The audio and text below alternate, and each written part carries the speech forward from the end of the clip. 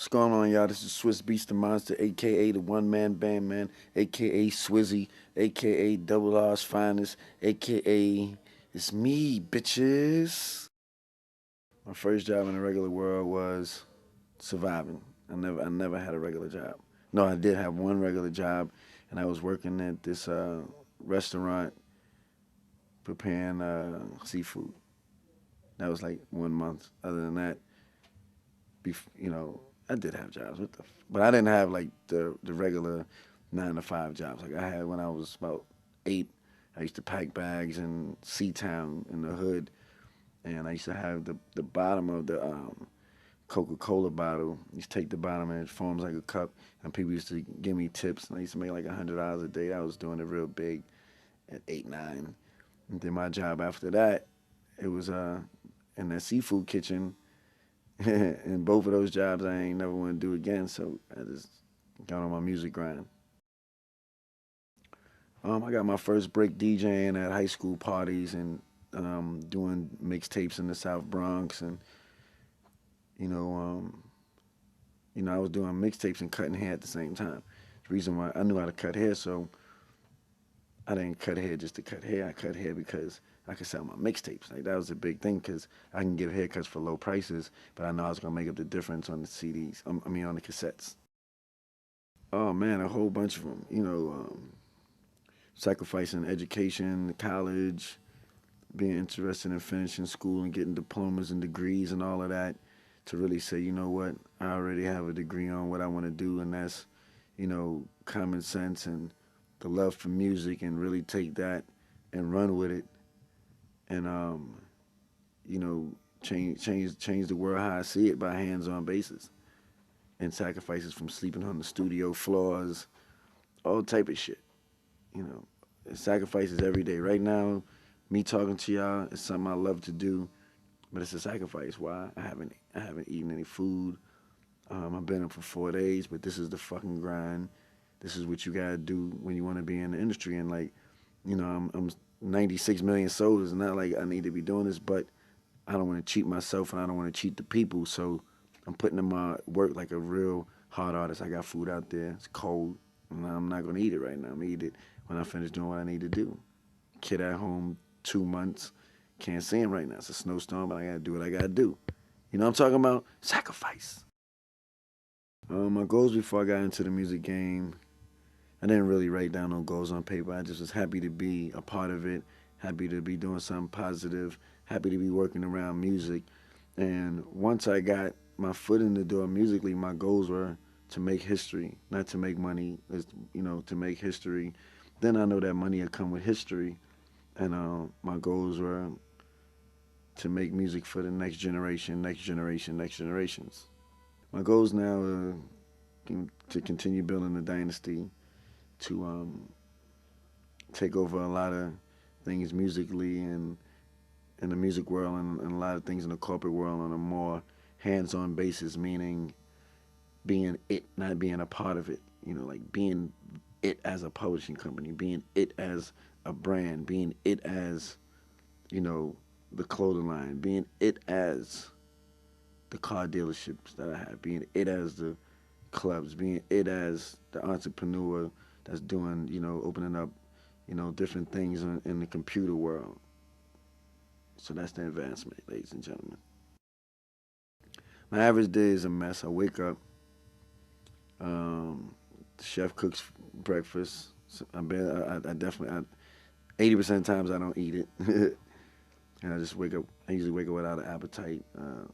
Play with my son for like an hour, get in the shower, pull out a bunch of shit and lay it out, see what I want to wear for the day, see what type of mood, see what the weather's like, pick out an outfit, doing conference call as I'm walking around the house, getting dressed, trying to monitor my day and, get in the car, head for the city, try to make it to different places on time.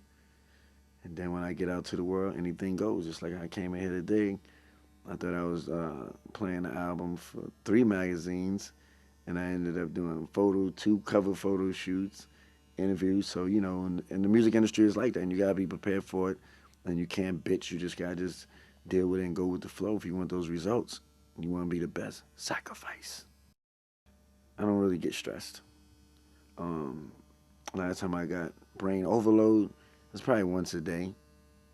But stress is something that I try to keep out of my life. Stress is something that is deadlier than smoking cigarettes. And I just won't allow nobody in this world to stress me or any business or anything, materialistic to stress me. The only thing that could possibly stress me is family, and there's always ways of working around family matters. It's funny that you asked. I still got my tan right now. Last week, it just last week out of 3 years, you just happen to ask that. That's dope. I take risks every day. I took risks coming into this industry, starting with synthesized sounds when everybody was sampling James Brown and doing all these familiar beats for me to come and grab a keyboard and turn a song like Stop Drop into an anthem, turn a song like Jigger, Money Cash Hoes, Banned from TV, Tear the Roof Off. All these different sounds that I was coming with that was synthesized sounds. There was no samples. There was sounds and patterns that you never heard before. And, to win in the industry, I thought it was very big.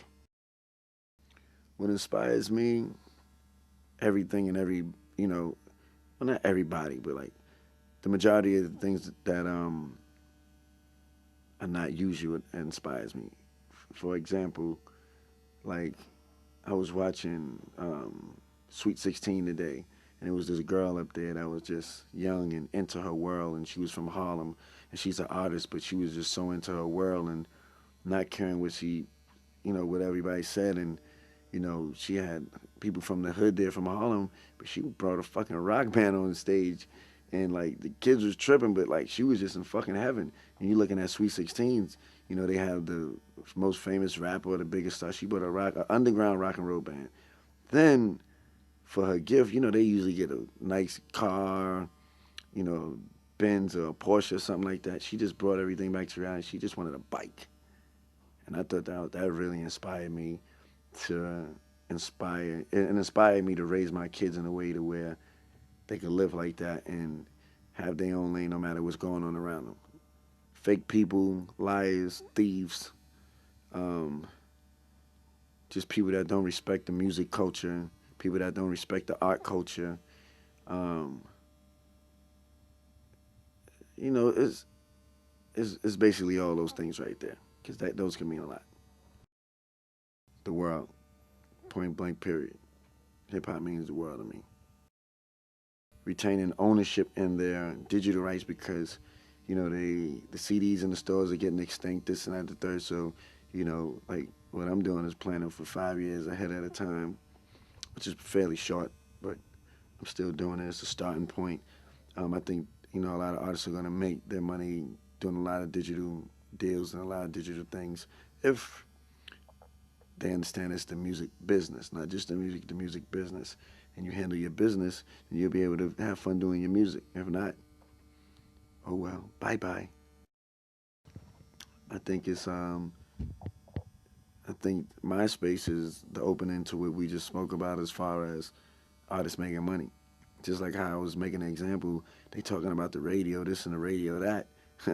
I get, the average artist would get 4,000 spins, and that's doing something real, real major. That's doing something real major, right? On MySpace, I got 54,000 spins from all around the world just from putting the song on my one computer. So you add that up. MySpace is a beautiful space. Then you get to meet people, and I talk to people every day on MySpace. I add people. I really use my MySpace. Swizz Beatz at MySpace. That's me. I have the pearl. I hate it because you gotta press it 2 times to get the letter out. The pearl in the middle gets stuck. I like it because it's thin. I really don't have drop calls. Shit like that.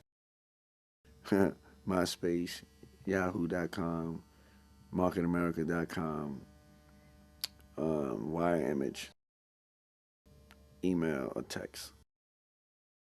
I'm a photographer. I paint, collect art. Play with my dogs, be with my family, look at my cars, have time by myself.